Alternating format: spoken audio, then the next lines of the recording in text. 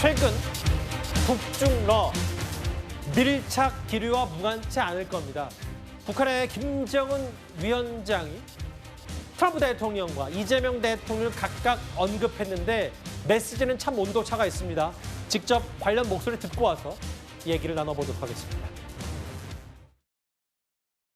조선민주주의인민공화국 최고인민회의 제14기 제13차 회의가 9월 20일과 21일 만수대 의사당에서 진행됐습니다. 조선반도와 주변의 정세 추이를 엄정히 분석하시면서 공화국 정부의 원칙적인 대미 대한 입장을 천명하셨습니다. 김정은 동지께서는 인민들로부터 국정을 위임받았고 인민을 위하여 일할 것을 결의한 대의원들이 공화국의 융성과 인민의 리상 실현을 위하여 보다 적극적으로 헌신적으로 분투해 나갈 것을 열렬히 호소하셨습니다. 메시지는 이렇습니다. 트럼프 대통령에서 아직도 개인적으로는 좋은 추억이 있다. 비핵화 집념 턴다면 마주서질 못할 이유 없다. 다음 화면 볼게요. 우리로서는 이게 더 중요해 보입니다. 이현정 의원님. 네. 이재명 대통령을 거론하면서 마주 앉을 일이 없다. 결탄코 통일은 불필요하다. 북한 김정은 위원장의 갈라치기 혹은 여러 전략들은 어제 오늘 일은 아닙니다만 그 수위가 예전과는 좀 다르다는 느낌을 지울 수가 없거든요. 최고인민회의가 우리나라의 이제 정기국회 같은 성격이거든요. 그런 면에서 이제 김정은 위원장의 저 말은 굉장히 이제 어떤 대외 정책에 대한 무게 있는 이야기다라는 걸 보여지는데, 예. 뭐 그동안 두 국가 정책들 꾸준히 해왔습니다만은 명시적으로 이제는 더 이상 한국과는 뭔가 대화를 하지 않겠다는 그런 어떤 의지들을 분명히 한 반면에 한편으로 이제 트럼프 대통령에 대한 구애를 한 것 같습니다. 예. 이거는 아마 에이펙 참석자 트럼프 대통령이 한국에 오는 것이 확정이 됐습니다.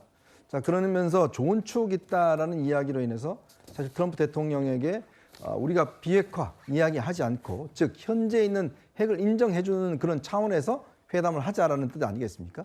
아마 트럼프 대통령도 여러 가지 고민이 있을 거예요. 뭐냐면 지난번 하노이 노딜이 있었지만 본인이 지금 뭔가 이 문제를 해결했다는 걸 하기 위해서는 굉장히 실리적이잖아요. 실리적이라는 이야기는 미국 중심적이잖아요. 예.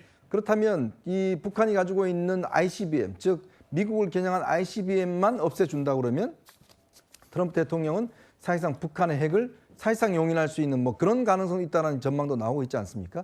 아마 그런 데에 지금 김정은이 굉장히 아마 이 총력을 쏟는 것 같습니다. 반면에 우리가 어떤 대한민국에서 할 일은 별로 없는 것 같고 오늘 이제 이재명 대통령의 언급을 보면 만약 어떤 그런 식이라면 즉 현재 현실적인 핵을 인정하고 미래 핵에 대해서만 가지 않는 걸 한다면 우리도 뭐 용인할 수 있다라는 쪽으로 비핵화를 사실상 포기하는 듯한 이야기를 한 걸로 보여집니다. 예. 근데 이제 이런 건 있을 거예요. 물론 뭐 북한 김정은 위원장의 이런 발언들이 뭐 좀 더 갈등을 유발시키면서 갈라치기를 하는 뭐 전통적인 전략일 수 있다고 하더라도 통일은 불필요하다라고 잘라 말했는데 뭔가 최근에 탈북민 명칭을 변경한다 이런 얘기 또 우리가 정권이 바뀌자마자 일방적인 짝사랑만 하고 있다. 특히 이제 탈북민들 반발도 거세거든요. 어떻게 받아들이십니까?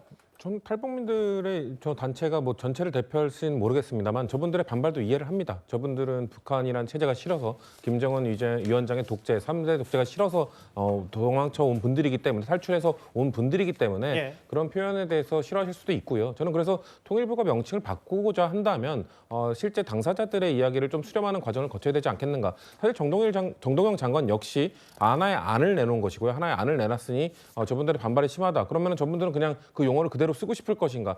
사실 저는 다수의 탈북민들이 어떤 의견을 갖고 계실지 모르겠습니다만 이런 명칭 변경보다는 실질적 지원을 늘려달라 뭐 이런 말씀을 하실 수도 있고 그러니까 그 통일부에서 좀 전방위적인 그런 그 탈북민들과의 소통을 좀 해야 된다는 말씀을 드리고 싶고요.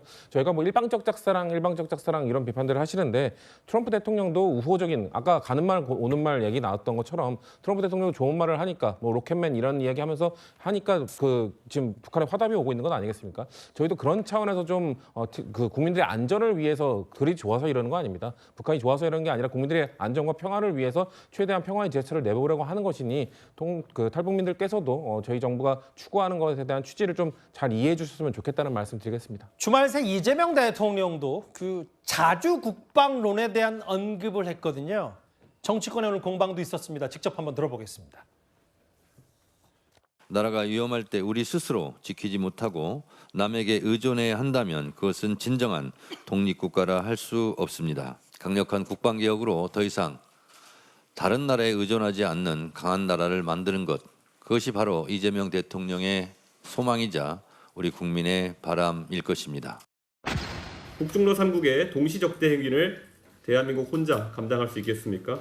이것이 바로 자주국방과 한미동맹이 함께 가야 하는 이유입니다. 한미동맹과 상호보완적이지 않은 한미동맹을 대체하는 자주국방은 북중러에게 축배가 될 것입니다. 과거의 오판을 인정하지 않으면서 어떻게 새로운 안보 패러다임을 신뢰할 수 있겠습니까?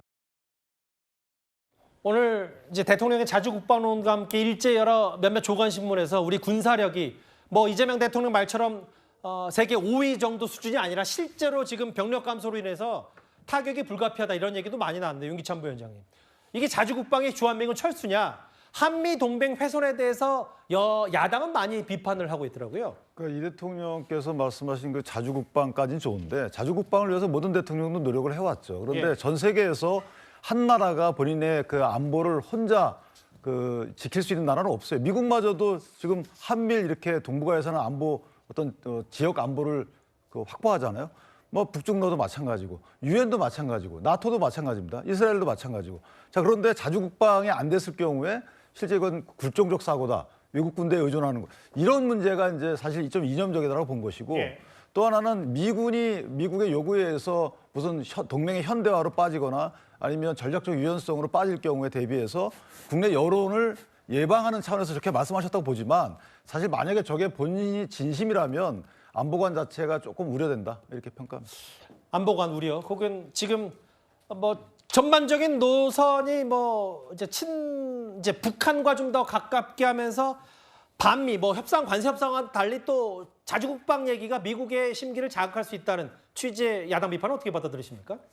저는 이제 뭐 이준석 의원 같은 분들이 무슨 자주국방 하자고 하니까 이게 한미 동맹 깨자는 것이냐 이런 식으로 해석을 하는 것 같은데 저는 그런 해석에 대해서 상당히 잘못된 해석이라고 말씀을 꼭 드리고 싶고 아니 최근에도 미국도 이제 우리는 중국 상대하기도 벅차니까 한국이 세계 5위의 군사력 가지고 있으니까 북한은 너희들이 좀 알아서 해라 라는 식으로 좀 얘기도 하고 있는 건 사실 아니에요? 그리고 또 최근에 주한미군 어떤 역할 재조정이라든가 이런 거 내용을 들어보면 사실 주한미군을 축소할 수도 있다는 것이고 또 이런 것들이 방위비 분담금하고 연결이 되는 것이거든요. 그래서 알겠습니다. 저는 이 부분도 이재명 대통령이 방위비 분담금을 염두에 두고 여러 가지 포석을 두고 이제 하신 말씀이지 한미 동맹을 깨자는 것은 상상할 수 없는 일이다 이렇게 생각합니다. 이재명 대통령의 메시지와 이제 북한 김정은 이른바 통미봉남 예전보다 훨씬 더 수위가 높아진 얘기까지 저희가 준비한 1위였습니다.